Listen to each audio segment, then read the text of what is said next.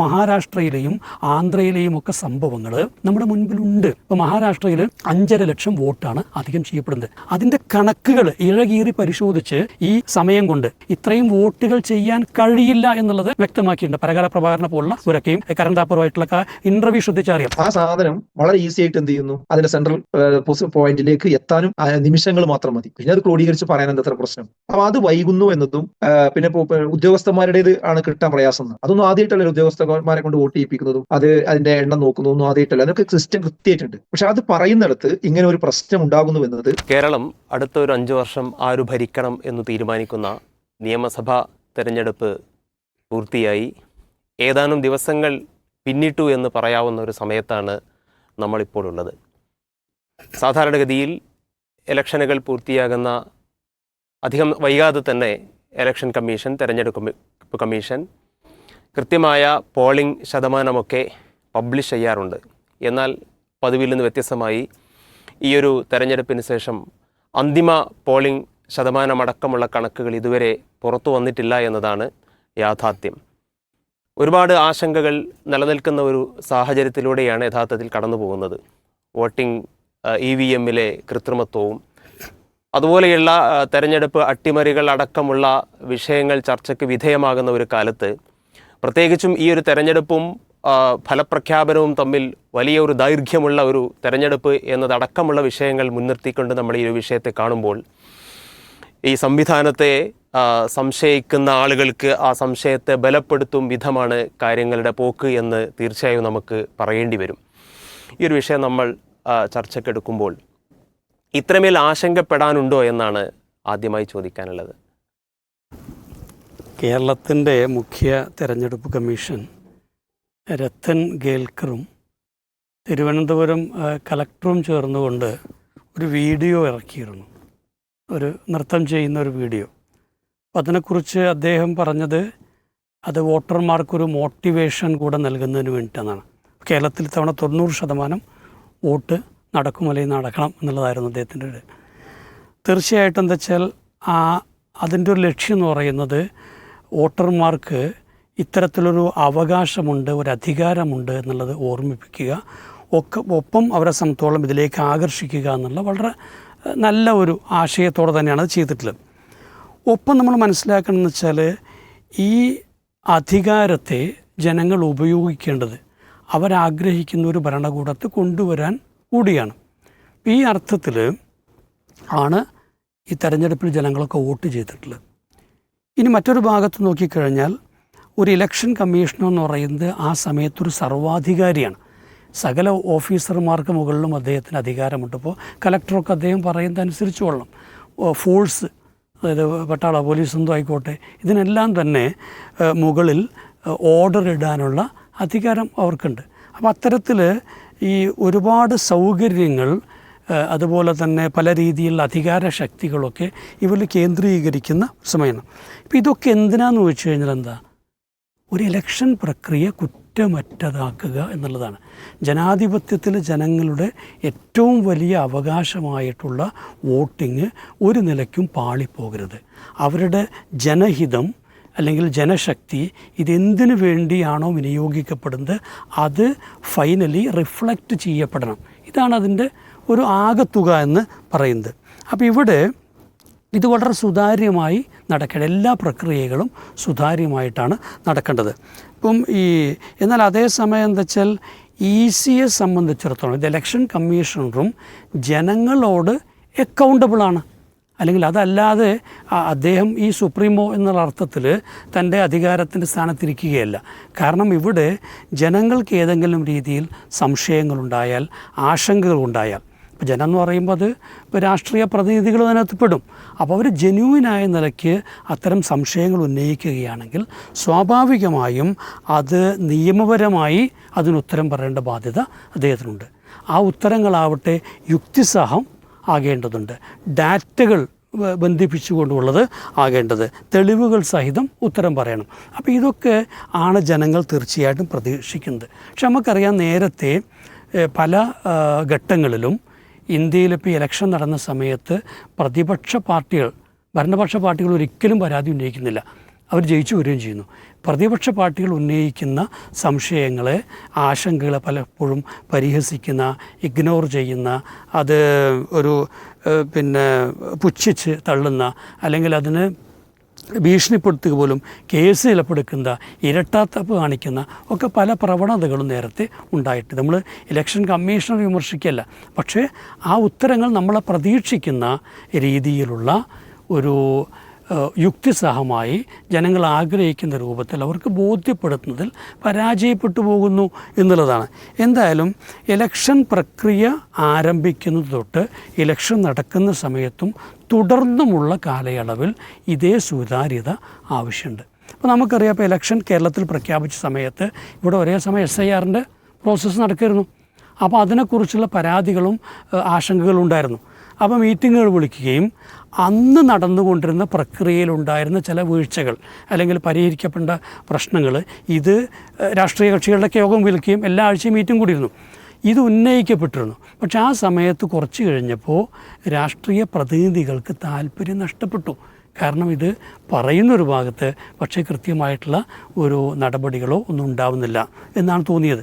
എന്നാൽ അതേസമയം എനിക്ക് തോന്നിയൊരു കാര്യം വെച്ചാൽ, നമ്മുടെ കേരളത്തിൽ ഉള്ള BLOമാരും AROമാരൊക്കെ കുറേ കൂടെ ആത്മാർത്ഥമായി പ്രവർത്തിച്ചിട്ടുണ്ട്. ആ സമയത്ത് അവരെ സംബന്ധിച്ചുള്ള അവർ പരമാവധി ഒരു അവരുടെ എന്താണ് അവർ കൊണ്ട് ഉദ്ദേശിക്കുന്നത്, അവരുടെ റോൾ എന്താണെന്ന് മനസ്സിലാക്കിക്കൊണ്ട് തന്നെ അവർ പെരുമാറിയിട്ടുണ്ട്. അതുകൊണ്ട് തന്നെ ഈ വെട്ടാനും കൂട്ടിച്ചേർക്കാനൊക്കെ നടന്ന പല ശ്രമങ്ങളും ഒരു പക്ഷേ അവർ ആ നിലയ്ക്ക് അവരുടെ ഭാഗത്തു നിന്നില്ല. എന്നാൽ അതേസമയം ഇതിനു ശേഷമാണ് ഈ വോട്ട് ചേർക്കലും മറ്റൊക്കെ നടന്നിട്ടുണ്ട്. അല്ലെങ്കിൽ വെട്ടാൻ വേണ്ടി ചില പ്രത്യേക കക്ഷികളൊക്കെ ലിസ്റ്റ് കൊടുക്കുകയും ഒരു ഘട്ടത്തിൽ നമ്മൾ എത്രത്തോളം കണ്ടു വെച്ചാൽ സ്വന്തം പേര് BLO എന്തിൽ കണ്ടു. അപ്പോഴാണ് അതെന്ത് ചെയ്യുന്നത്, അദ്ദേഹം തുറന്ന് വീഡിയോ ഇടുന്നത്, തൻ്റെ പേര് ഈ ലിസ്റ്റിൽ കാണുന്നു, താൻ അവിടുത്തുകാരനല്ല, അല്ലെങ്കിൽ അദ്ദേഹം ഒരു ചോരി വോട്ടറാണ് എന്ന രൂപത്തിൽ. അപ്പോൾ ഇത്രത്തോളം കാര്യങ്ങളൊക്കെ ആ സമയത്ത് തന്നെ നടന്നിട്ടുണ്ട്. അപ്പോൾ ഈ സമയത്തും നമുക്കൊരു സുതാര്യത ബോധ്യപ്പെട്ടു എന്ന് വെച്ച് കഴിഞ്ഞാൽ 100% അത് ബോധ്യപ്പെട്ടില്ല എന്നാണ് പറയാനുള്ളത്. ഇനിയിപ്പോൾ ഇത് വൈകുന്നതിന് പറഞ്ഞ കാരണം അവിടെയാണ് ഏറ്റവും വലിയ യുക്തിരാഹിത്യം എന്ന് പറയുന്നത്. അതെന്താണ്, നമ്മുടെ വോട്ടിംഗ് മെഷീനിലനുസരിച്ചുള്ള പേഴ്സൻറ്റേജ് നൽകി അദ്ദേഹം, അതിപ്പോൾ ഇന്ന് എന്ത് ചെയ്തു, പുറത്ത് വിട്ടു. പക്ഷെ ഇതുവരെ അതും ഉണ്ടായിരുന്നില്ല. ശരിക്കും ഇപ്പോൾ ഈ 17C ഫോം 17C ഫില്ല് ചെയ്യുന്നതോടെ തന്നെ ഓരോ ബൂത്തിലും എത്ര പേരാണ് വോട്ട് ചെയ്യുന്നത് എന്നുള്ളത് കൃത്യമാണ്. അത് മണ്ഡലത്തിനനുസരിച്ച് എന്ത് ചെയ്യണം, ഈ സ്ഥാനാർത്ഥികൾക്കും കൈമാറുന്നുണ്ട്. അത് കൈമാറുകയും ചെയ്തിട്ടുണ്ടാവുമെന്നാണ് ഞാൻ മനസ്സിലാക്കുന്നത്. അപ്പോൾ ആ വോട്ടിംഗ് പേഴ്സൻറ്റേജ് അന്ന് തന്നെ അല്ലെങ്കിൽ 10-ാം തീയതിയോടെ തന്നെയൊക്കെ ഈ സ്ഥാനാർത്ഥികളെ സംബന്ധിച്ചുള്ളത് ലഭ്യമാണ്.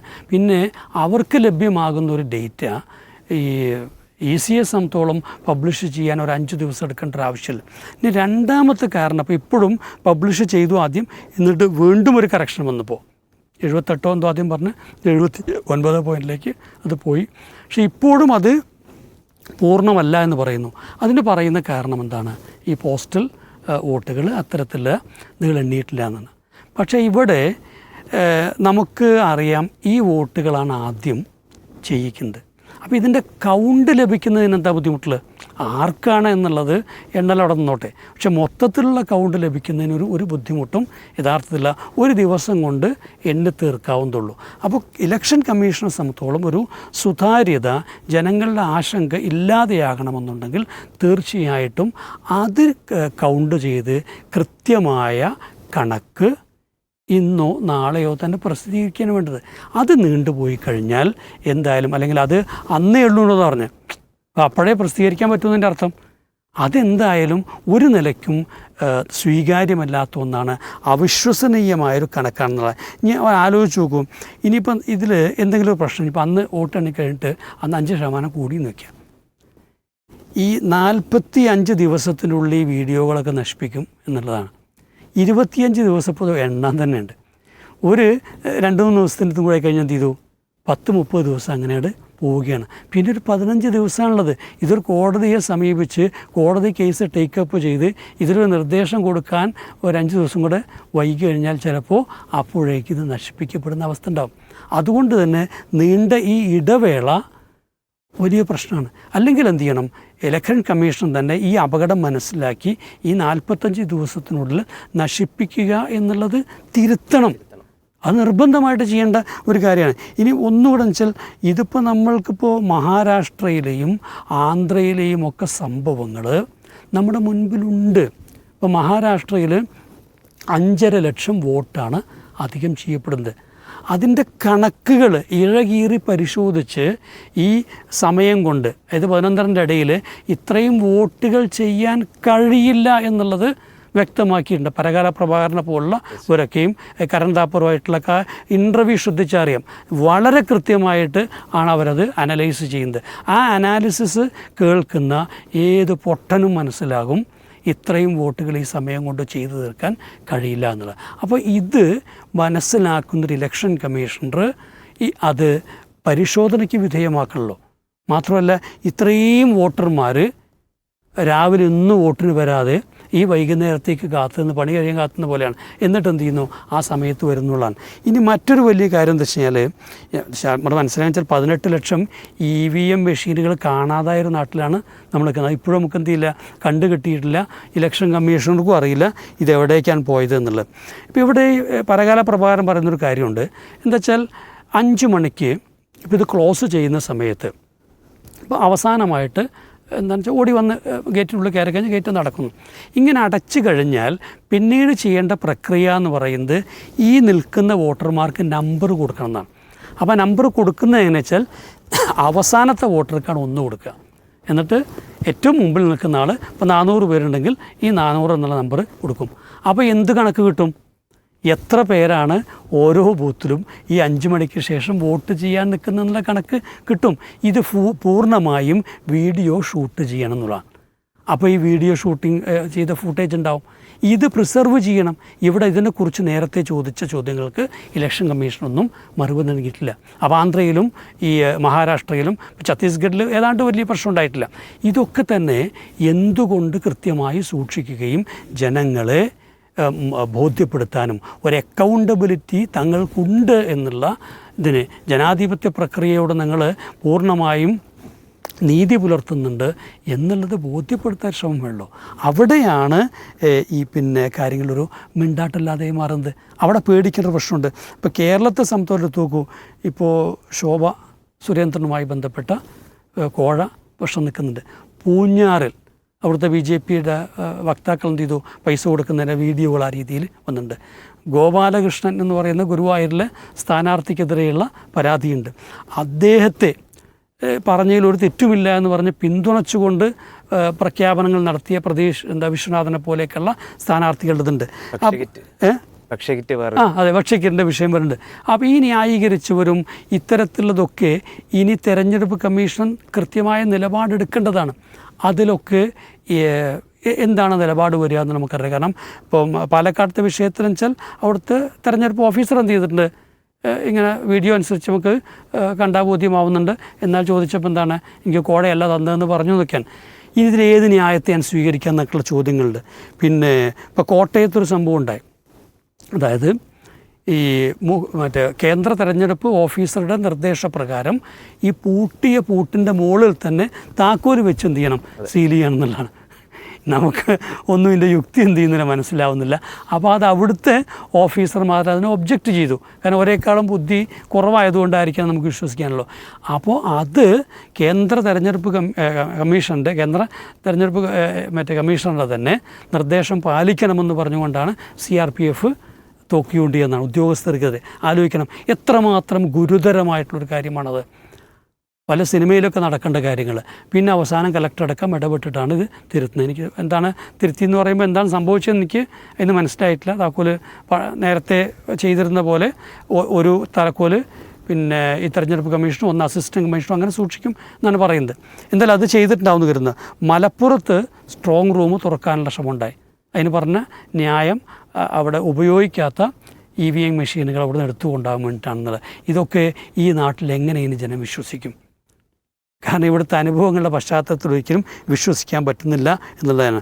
എന്തായാലും ഒപ്പം നമ്മൾ വായിക്കേണ്ട ഒരു കാര്യം, ഇപ്പോൾ തെരഞ്ഞെടുപ്പ് നടക്കാൻ പോകുന്ന ബംഗാളിൽ നടന്നുകൊണ്ടിരിക്കുന്ന കാര്യങ്ങൾ നമ്മളൊന്ന് മനസ്സിലാക്കാൻ ശ്രമിച്ചാൽ എവിടേക്കാണിത് പോകുന്നത് നമുക്ക് അത്ഭുതം തോന്നാം.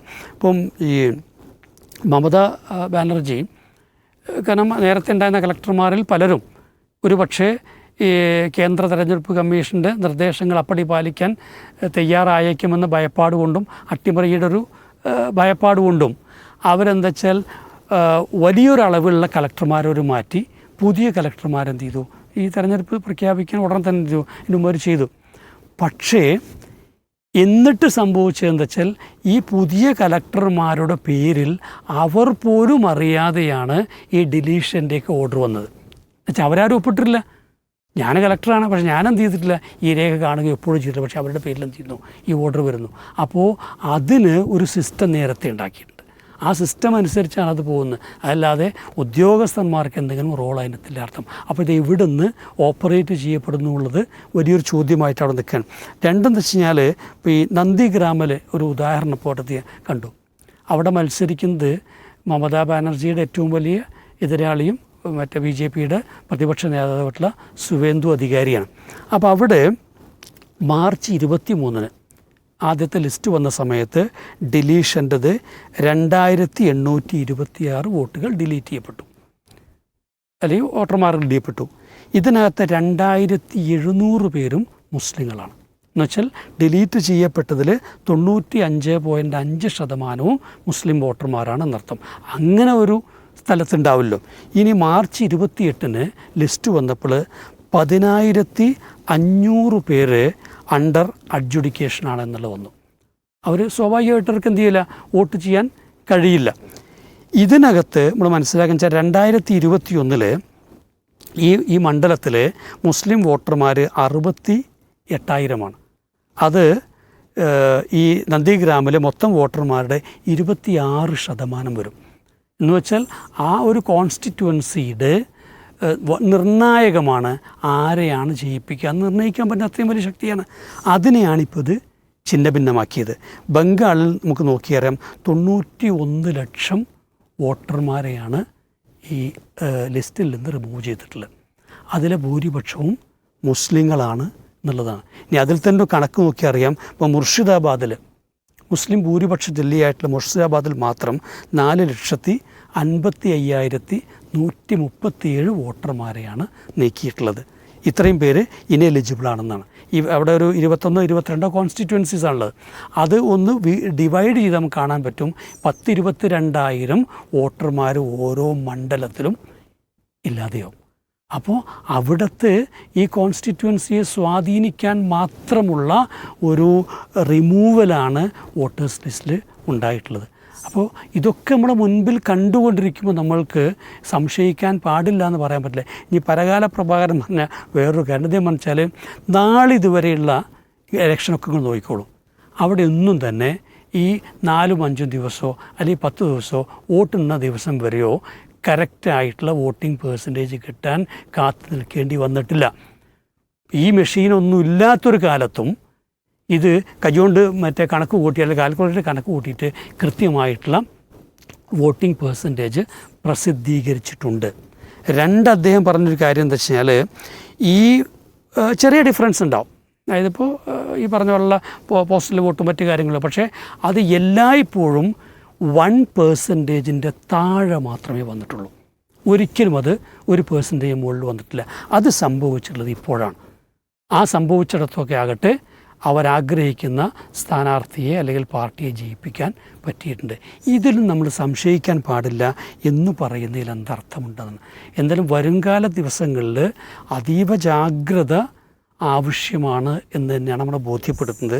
അതിന് കാരണം ഈ ഇലക്ഷൻ കമ്മീഷനാണ് പണ്ടൊക്കെ കൂടുതൽ ജാഗ്രത പുലർത്തുകയും അവരുടെ വിശ്വാസ്യതയാണ് ജനങ്ങൾക്ക് ഈ പ്രക്രിയയിൽ വിശ്വാസമായിട്ടുണ്ടായിരുന്നത്. അല്ലെങ്കിൽ അവർ പുലർത്തിയിരുന്ന നീതിബോധവും ജാഗ്രതയും ജനാധിപത്യ ബോധവുമാണ് ഈ ഇലക്ഷനെയൊക്കെ രാജ്യത്ത് ഏറ്റവും നിർണായകമായ ഒരു അധികാര പ്രക്രിയയുടെ കൈമാറ്റത്തിൻ്റെ മാറ്റത്തിൻ്റെ ഇതായി നിലനിർത്തിയത്.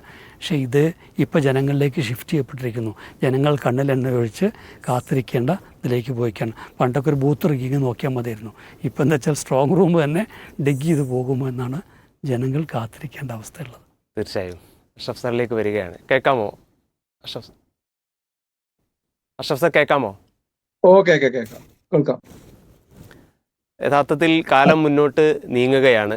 സാങ്കേതിക വിദ്യ അതിവേഗം കുതിക്കുന്ന ഒരു കാലത്താണ് നമ്മൾ ജീവിക്കുന്നത്. ആർട്ടിഫിഷ്യൽ ഇൻ്റലിജൻസിൻ്റെ കാലമാണ്. അങ്ങനെ നോക്കുമ്പോൾ നേരത്തേക്ക് ഉണ്ടായിരുന്നതിനേക്കാൾ വേഗത്തിൽ ഇത്തരം കണക്കുകൾ പുറത്തു വരികയാണ് വേണ്ടത്. എന്നാൽ പതിവിൽ നിന്ന് വ്യത്യസ്തമായി ഇലക്ഷൻ കമ്മീഷൻ്റെ അന്തിമ കണക്കുകൾ ഇന്നും പുറത്തു വന്നിട്ടില്ല. ഈ സംശയങ്ങളെ ബലപ്പെടുത്തും വിധമല്ലേ കാര്യങ്ങൾ? എന്താണ് ആഡ് ചെയ്യാനുള്ളത്?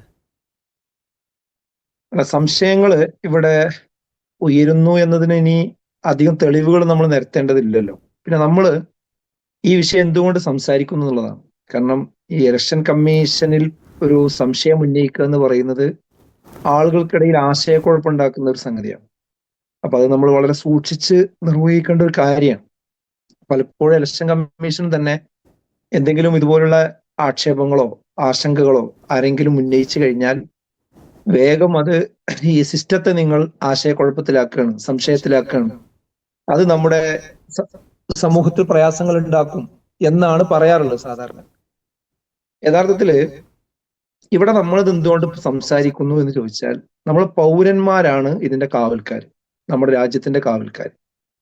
അപ്പൊ നമ്മൾ വീട്ടിൽ നിന്ന് പിന്നെ രാവിലെ ഇറങ്ങിപ്പോയി വൈകുന്നേരം വരുമ്പോ നമ്മുടെ വീടിന്റെ ഗേറ്റ്, മതില്, അതുപോലെ മുന്നിലെ ഡോറ്, അതുമായി ബന്ധപ്പെട്ട നമ്മുടെ ഒരു സുരക്ഷിത വലയങ്ങൾ ഉണ്ടാവും, ഒരു വീടിന്റെ സുരക്ഷാ കവചങ്ങൾ. അതിനൊക്കെ പോറലേൽക്കും പരിക്ക് പറ്റുകയും ചെയ്തിട്ടുണ്ടെങ്കിൽ ഒരു വീട് പിന്നെ സ്നേഹിക്കുന്ന, കുടുംബത്തെ സംരക്ഷിക്കണം എന്ന് ആഗ്രഹിക്കുന്ന ഒരാള് എന്താ ചെയ്യാം? അത് ഇനി പിന്നെ നേരാക്കാം, മുന്നിലെ വാതില് എന്ന് പറയില്ല, ഗേറ്റ് പിന്നെ നന്നാക്കാന്ന് പറയില്ല, മതില് പിന്നെ നന്നാക്കാന്ന് പറയില്ല. അതിന് പ്രയോറിറ്റി കൊടുക്കും. കാരണം എന്താ വെച്ചാൽ ഈ വീട്ടിനുള്ളിലുള്ള ആളുകൾക്ക് സുരക്ഷിതത്വം, ഒരു സ്വസ്ഥതയും കിട്ടണമെങ്കിൽ, അവർക്ക് രാത്രി കടന്നിറങ്ങണമെങ്കിൽ ആ വാതിലടക്കണം, ആ പൂട്ട് നന്നാവണം, ഗേറ്റ് അടക്കണം. അതൊക്കെയാണ് ഇതിന്റെ കുറ്റിയും കുളത്തും, ഇതിന്റെ കാവൽ സംവിധാനങ്ങൾ അതൊക്കെയാണ്. ഇതേപോലെ നമ്മുടെ രാജ്യത്തിന്റെ കാവൽ സംവിധാനങ്ങളാണ് എന്ത്? എലക്ഷൻ. 5 വർഷത്തിൽ ഒരിക്കൽ നടക്കുന്ന എലക്ഷൻ. ആ ഇലക്ഷനിലാണ് ആളുകൾ വിശ്വാസ്യത കൽപ്പിക്കുന്നത്. അതായത് ആളുകൾക്ക് 5 വർഷം കൂടുമ്പോൾ ഒരുപാട് ഫ്രസ്ട്രേഷനുകൾ ആ ഗവൺമെന്റിനെ കുറിച്ചുണ്ടാവും. അപ്പൊ അതൊക്കെ ഉണ്ടാകുമ്പോൾ ആളുകൾ സഹിച്ചു നിൽക്കുന്നത് എന്താന്ന് വെച്ചാൽ, തെരഞ്ഞെടുപ്പ് വരുന്നുണ്ട്. അപ്പൊ തെരഞ്ഞെടുപ്പ് വരുമ്പോൾ എനിക്കെന്റെ സമ്മതിദാനാവകാശം നിർഭയമായി വിനിയോഗിക്കാൻ പറ്റും. അത് വിനിയോഗിച്ചാൽ അതിന്റെ കൃത്യമായ റിസൾട്ട് ഇവിടെ സമൂഹത്തിൽ വരും, ഈ രാജ്യത്ത് വരും. അപ്പൊ എനിക്ക് എൻ്റെ അഭിപ്രായം അനുസരിച്ചുകൊണ്ട് ഇവിടെ നിലകൊള്ളാൻ പറ്റും എന്ന ഒരു ആത്മവിശ്വാസത്തിലാണ് ആളുകൾ ഇവിടെ കഴിഞ്ഞുകൂടുന്നത്. അഥവാ ഇലക്ഷൻ എന്ന് പറയുന്നത് നമ്മുടെ ജനാധിപത്യ സംവിധാനത്തിന്റെ കരളും അതിന്റെ കാമ്പും കാതലുമാണ്. അപ്പൊ അതുകൊണ്ട് തന്നെ അതിന് സംഭവിക്കുന്ന ഏതൊരു പ്രശ്നവും അത് ഗൗരവപൂർവ്വം ചർച്ച ചെയ്യപ്പെടുകയും തിരുത്തപ്പെടുകയും ചെയ്യുക എന്നത് പ്രധാനമാണ്. ഇവിടെ എന്താ സംഭവിക്കുന്നത് വെച്ചാൽ, ഈ സംവിധാനത്തിന്റെ വിശ്വാസ്യത തകർന്നു പോകുന്നു എന്നതാണ്. അഥവാ അത് സംശയത്തിന്റെ നിഴലിൽ നിൽക്കുന്നു എന്നതാണ്. ഇപ്പൊ നമ്മൾ സംസാരിക്കുന്നത് എന്താ? വോട്ടിംഗ് പെർസെൻറ്റേജ് കൃത്യസമയത്ത് പറഞ്ഞില്ല, പറഞ്ഞപ്പോൾ തെറ്റിപ്പോയി, വീണ്ടും ആശയക്കുഴപ്പത്തിലായി എന്നതാണ്. അതെന്തുകൊണ്ട് നമ്മൾ ചർച്ച ചെയ്യപ്പെടുന്നു എന്ന് ചോദിച്ചാൽ, ഇത് ഒറ്റപ്പെട്ട സംഭവമല്ല എന്നതാണ്. കാരണം ഈ ഇലക്ഷൻ കമ്മീഷനെ നിശ്ചയിക്കുന്ന ആ ദിവസം മുതലുള്ള കാര്യം നമ്മൾ ശ്രദ്ധിക്കണം. അതിൽ മാറ്റം വരുത്തി. അത് കൃത്യമായി കേന്ദ്രം ഭരിക്കുന്ന ആളുകളുടെ ഇച്ഛക്കനുസരിച്ചുകൊണ്ട് ഇലക്ഷൻ കമ്മീഷൻ ഉപയോഗിക്കാൻ പറ്റുന്ന രീതിയിൽ എന്ത് ചെയ്തു? അതിന്റെ ഇലക്ഷൻ സമിതിയിൽ മാറ്റം വരുത്തി. അവിടെ നിന്ന് നമ്മൾ ഇത് ആലോചിക്കണം. അതേപോലെ തന്നെ നേരത്തെ നമ്മൾ കണ്ടു, ഇലക്ഷൻ കമ്മീഷന്റെ സർക്കുലറിൽ പിന്നെ ഒരു രാഷ്ട്രീയ പാർട്ടിയുടെ സീല് പതിഞ്ഞ സംഭവം നമ്മൾ കണ്ടു. അതിന്റെ തൊട്ട് മുമ്പാണ് വോട്ട് ചോരിയുമായി ബന്ധപ്പെട്ടുകൊണ്ട് രാഹുൽ ഗാന്ധി, പ്രതിപക്ഷ നേതാവാണ്, രാഹുൽ ഗാന്ധി ഉയർത്തിയ വലിയൊരു കൊടുങ്കാറ്റുണ്ടായിരുന്നു.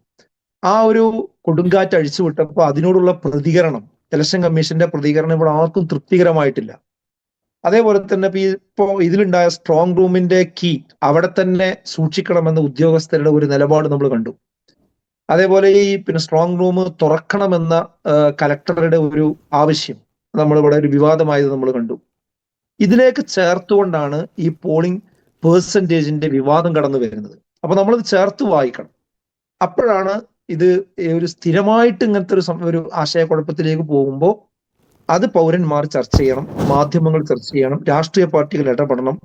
അപ്പോഴേ എന്ത് ചെയ്യുള്ളൂ, ഇത് കൈകാര്യം ചെയ്യുന്ന ആളുകൾ അലർട്ട് ആവുള്ളൂ, അതിൽ കറപ്ഷൻ ഇല്ലാതെ പിന്നെ നിരീക്ഷിക്കുള്ളൂ. അതിനുവേണ്ടിയാണ് നമ്മൾ ഇവിടെ സംസാരിച്ചുകൊണ്ടിരിക്കുന്നത്. അതാണ് എനിക്ക് ഒന്നാമത് പറയാനുള്ളത്. രണ്ടാമത്തെ ഒരു കാര്യം എന്താന്ന് വെച്ചാൽ, നേരത്തെ പറഞ്ഞു, പിന്നെ ബഷീർ ചോദിച്ചപ്പോൾ പറഞ്ഞല്ലോ, നമ്മൾ പണ്ട് പിന്നെ വെറും ഒരു കാൽക്കുലേറ്റർ ഉണ്ടായിരുന്ന കാലത്ത് എഴുതി കൂട്ടിങ്ങാണ്ട് തുടങ്ങിയതാണ് ഈ സംവിധാനങ്ങളൊക്കെ. പക്ഷെ ഇവിടെ സംഭവിക്കണം എന്താ വെച്ചാൽ, സൗകര്യങ്ങൾ വർദ്ധിക്കും തോറും അതിന്റെ ഉപകാരങ്ങൾ നമുക്ക് കിട്ടാതെ പോകുന്നു എന്നതാണ്. അത് എല്ലാ രംഗത്തും ഉണ്ട്. അത് വാർത്താവിനിമയ സംവിധാനങ്ങൾ വർദ്ധിക്കുന്നു, കമ്മ്യൂണിക്കേഷൻ സൗകര്യങ്ങൾ വർദ്ധിക്കുന്നു, പക്ഷെ ആളുകൾ തമ്മിലുള്ള ബന്ധങ്ങൾ അകന്നു പോയിക്കൊണ്ടിരിക്കുന്നു. അതുപോലെ ഗതാഗത സൗകര്യങ്ങൾ വർദ്ധിക്കുന്നു, പക്ഷെ ഗതാഗതം മാത്രം നടക്കുന്നില്ല, റോട്ടിൽ എല്ലാവരും ബ്ലോക്ക് ആയിട്ട് ഇങ്ങനെ വണ്ടി കൊണ്ട് നിൽക്കുന്ന സാഹചര്യമുണ്ട്, വണ്ടി ഓട്ടാൻ കഴിയണില്ല. ഏത് കാര്യവും അങ്ങനെ തന്നെയാണ്. അതേപോലെ ഇവിടെ ഈ ഇലക്ഷൻ കമ്മീഷന്റെ വിഷയത്തിൽ ഈ ഇന്റർനെറ്റും AI സംവിധാനങ്ങളും അനവധി സംവിധാനങ്ങൾ വന്ന ശേഷം പഴയ കാലത്ത് കിട്ടുന്ന സൗകര്യങ്ങൾ കിട്ടുന്നില്ല. ഇതാണ് ഇതിന്റെ ഏറ്റവും വലിയ ഒരു വിരോധാഭാസം എന്ന് പറയുന്നത്. പണ്ട് ബഷീറിന് ഓർമ്മ ഉണ്ടോന്ന് അറിയില്ല, നമ്മള് ഇലക്ഷന്റെ വാർത്തകളും കാര്യങ്ങളും പെർസെന്റേജ് ഒക്കെ അറിഞ്ഞിരുന്നത് വന്ന് ഇലക്ഷൻ കഴിഞ്ഞാൽ പിറ്റേ ദിവസം ഉള്ള പ്രാദേശിക വാർത്തയിൽ റേഡിയോയിലൂടെ എന്ത് ചെയ്യും, അത് കൃത്യമായിട്ട് പറഞ്ഞിരുന്നു. അത് പിന്നെ മാറ്റി പറയുന്ന സ്വഭാവം ഒന്നും ഉണ്ടായിട്ടില്ല. ആ രാജ്യത്താണ് നമ്മളുള്ളത്. ഇതിപ്പോ ഈ 17A എന്നുള്ള ആ ഒരു ഫോം, ആ ഒരു ബുക്ക് പൂർത്തിയാക്കി കഴിഞ്ഞാൽ അത് ക്ലോസ് ആയി, അവിടെ കംപ്ലീറ്റ് ആയത് അത് 6 മണിയോട് കൂടി അല്ലെങ്കിൽ 6:30-7 മണിയോട് കൂടി കംപ്ലീറ്റ് ആയി. ആ സാധനം വളരെ ഈസി ആയിട്ട് എന്ത് ചെയ്യുന്നു, അതിന്റെ സെൻട്രൽ പോയിന്റിലേക്ക് എത്താനും നിമിഷങ്ങൾ മാത്രം മതി. പിന്നെ അത് ക്രോഡീകരിച്ച് പറയാൻ എന്തത്ര പ്രശ്നം. അപ്പൊ അത് വൈകുന്നു എന്നതും പിന്നെ ഉദ്യോഗസ്ഥന്മാരുടേത് ആണ് കിട്ടാൻ പ്രയാസം എന്ന്. അതൊന്നും ആദ്യമായിട്ടല്ലല്ലോ ഉദ്യോഗസ്ഥന്മാരെ കൊണ്ട് വോട്ട് ചെയ്യിപ്പിക്കുന്നതും അതിന്റെ എണ്ണം നോക്കുന്നതൊന്നും ആദ്യമായിട്ടല്ല. അതിനൊക്കെ സിസ്റ്റം കൃത്യമായിട്ടുണ്ട്. പക്ഷെ അത് പറയുന്നിടത്ത് ഇങ്ങനെ ഒരു പ്രശ്നം ഉണ്ടാകുന്നു എന്നത് അതീവ ജാഗ്രതയോടുകൂടി തന്നെ നമ്മൾ പരിഗണിക്കണം, കാണണം എന്ന് തന്നെയാണ് എനിക്ക് സൂചിപ്പിക്കാനുള്ളത്. പിന്നെ ഇപ്പോൾ ഇവിടെ നമ്മൾ ശ്രദ്ധിക്കേണ്ട ഒരു കാര്യം, എല്ലാത്തിനും ഇപ്പൊ നമ്മൾ ഈ തമ്പ് ഇംപ്രഷന് ഉപയോഗിക്കുന്നുണ്ടല്ലോ, ഒരു ഐഡന്റിഫിക്കേഷൻ മാർക്കായിട്ട്. പക്ഷെ അത് ഈ ഇലക്ഷൻ സംഗതിയിൽ അതിനെ പലപ്പോഴും എന്ത് ചെയ്യുന്നില്ല, വേണ്ടതുപോലെ ഉപയോഗപ്പെടുത്തുന്നില്ല എന്നതും നമ്മൾ ശ്രദ്ധിക്കേണ്ടതുണ്ട്. അതുപോലെ VVPAT, ഇപ്പൊ ഇങ്ങനത്തെ കൺഫ്യൂഷനും കാര്യങ്ങളൊക്കെ വരികയാണെങ്കിൽ അത് എണ്ണുക എന്നുള്ളതുണ്ടല്ലോ, അത് എത്രത്തോളം എണ്ണാറുണ്ട് എന്നുള്ളതും നമ്മൾ ഗൗരവത്തോടു കൂടി ആലോചിക്കേണ്ട ഒരു വിഷയം തന്നെയാണ്. പിന്നെ മാത്രമല്ല, ഇപ്പൊ ഇലക്ഷൻ ഡ്യൂട്ടിയെ കുറിച്ചും പറഞ്ഞു പോകണം എന്ന് എനിക്ക് തോന്നുന്നു. അതായത് ഈ ഇലക്ഷൻ ഡ്യൂട്ടി എന്നുള്ളത് വളരെ ഗംഭീരമായി നമ്മുടെ നാട്ടിൽ നടക്കുന്ന ഒരു സംഗതിയാണ്, സംശയമൊന്നുമില്ല കാര്യത്തിൽ. ഒരുപാട് ഉദ്യോഗസ്ഥന്മാർ ഉറക്കൊഴിച്ച് 5-6 മാസം അതിനു വേണ്ടി കഠിനാധ്വാനം ചെയ്യുന്നുണ്ട്. അത് പിന്നെ വളരെ സിസ്റ്റമാറ്റിക് ആയ ഒരു സംവിധാനമാണത്. പക്ഷെ ഈ ആധുനിക സൗകര്യങ്ങൾ വന്നൊരു സാഹചര്യത്തിൽ അതിന്റെ ഡ്യൂട്ടിയും അതിന്റെ സംവിധാനങ്ങളും ജോലിയും കുറച്ചുകൂടെ എളുപ്പമാക്കാവുന്നതാണ്. പക്ഷെ ആ എളുപ്പമാകുന്നില്ല എന്നുള്ളൊരു യാഥാർത്ഥ്യം കൂടി നമ്മൾ പറഞ്ഞു പോകണം എന്നെനിക്ക് തോന്നുന്നുണ്ട്. ഈ ഇലക്ഷൻ ഡ്യൂട്ടി കഴിഞ്ഞ് വന്ന ചില ആളുകൾ എഴുതിയ കുറിപ്പുകളും അതുപോലെ തന്നെ അവരുടെ സംസാരങ്ങളൊക്കെ കാര്യങ്ങളൊക്കെ കേൾക്കേണ്ടായി. അപ്പൊ എന്താ വെച്ചാൽ ചില സ്ഥലത്ത് ചെന്നിട്ടുള്ള സംഭവം എന്താ വെച്ചാല് 10 മണിക്ക് എത്തണം എന്നാ പറയുന്നത്. 10 മണിക്ക് എത്താൻ വേണ്ടിയിട്ട് ആളുകൾ അവിടെ 9:30-ക്കും 9:45-നും അവിടെ എത്തുന്നുണ്ട്. എവിടെ? ഈ ഒരു കലക്ഷൻ പോയിന്റിന്റെ ഒരു 100 മീറ്റർ അല്ലെങ്കിൽ ഒരു 1/2 കിലോമീറ്റർ ഒക്കെ അടുത്ത് എത്തി നിന്ന് പിന്നെ ബ്ലോക്കിൽ പെട്ട് കിടക്കുകയാണ്. പിന്നെ എത്രയോ മണിക്കൂറുകൾ കഴിഞ്ഞിട്ടാണ് ആ സെന്ററിലേക്ക് പ്രവേശിക്കാൻ കഴിയുന്നത്. പിന്നെ അത് വണ്ടി പാർക്ക് ചെയ്യുന്നത് 1-ഉം 2-ഉം 2-2.5 കിലോമീറ്റർക്ക് അപ്പുറത്ത് കൊണ്ടുപോയി പാർക്ക് ചെയ്യുക. എന്നിട്ട് അവിടുന്ന് പിന്നെ വണ്ടികൾ ഷട്ടിലടിക്കുക. എന്നിട്ട് ആ വണ്ടി ഷട്ടിലടിച്ച് ഇവിടെ എത്തുമ്പോഴേക്ക് ഉച്ചയാകുക. എന്നിട്ട് ഇതൊക്കെ ഏറ്റുവാങ്ങുന്ന ആളുകൾ തമ്മിൽ പ്രയാസങ്ങൾ ഉണ്ടാകുക. പിന്നെ ഇത് അതേപോലെ തന്നെ കഴിഞ്ഞ ശേഷം കൊടുക്കുന്നിടത്തുള്ള തിരക്കുകൾ, വാങ്ങുന്നിടത്തുള്ള തിരക്കുകൾ, ഇതൊക്കെ ഈ സംവിധാനങ്ങളും ഒക്കെ വർദ്ധിച്ചിട്ടും എന്തുകൊണ്ട് നമുക്കത് ലളിതമാക്കാൻ കഴിയുന്നില്ല എന്നതിനെ കുറിച്ച് ഗൗരവപൂർവ്വം ചിന്തിക്കണം എന്നുകൂടി ഇതിനോട് ബന്ധിപ്പിച്ച് പറയാൻ ആഗ്രഹിക്കുകയാണ്. പിന്നെ അത് കഴിഞ്ഞ് തിരിച്ചു പോകുന്ന കാര്യം, അപ്പോഴും തന്നെ അവിടെ ആകെ ട്രാഫിക് ബ്ലോക്കുകളാണ്. അവിടുന്ന് എല്ലാ ജോലിയും കഴിഞ്ഞിട്ട് 2-2.5-3 മണിക്കൂർ അവിടെ നിന്ന് ചുറ്റിത്തിരിയേണ്ട സാഹചര്യം ഉണ്ടായതായിട്ട് ഉദ്യോഗസ്ഥന്മാർ പങ്കുവെക്കുന്നുണ്ട്. അപ്പൊ ഇത്ര ആൾക്കൂട്ടം വരുന്ന ഒരു സ്ഥലത്ത് എത്ര പാർക്കിംഗ് സൗകര്യം വേണം, അവിടെ ഒരു ട്രാഫിക് ബ്ലോക്ക് ഇല്ലാതെ എങ്ങനെ ആ കാര്യങ്ങൾ നിർവഹിക്കാൻ പറ്റും എന്നതിനെ സംബന്ധിച്ചൊക്കെ മുൻകൂട്ടി തീരുമാനിക്കാവുന്നത്, അന്വേഷിക്കാവുന്നതേ ഉള്ളൂ. അതിനൊക്കെ എത്ര സംവിധാനങ്ങളുണ്ട്. അതുപോലെ അവിടെ വിതരണ സംവിധാനങ്ങൾ, അതുപോലെ തന്നെ ഈ ബൂത്തുമായി ബന്ധപ്പെട്ടുകൊണ്ടുള്ള ഫോറങ്ങൾ, ആ ഫോറങ്ങളുടെയൊക്കെ എണ്ണം ഇനിയും നമുക്ക് കുറെ ക്രമീകരിക്കാവുന്നതാണ്.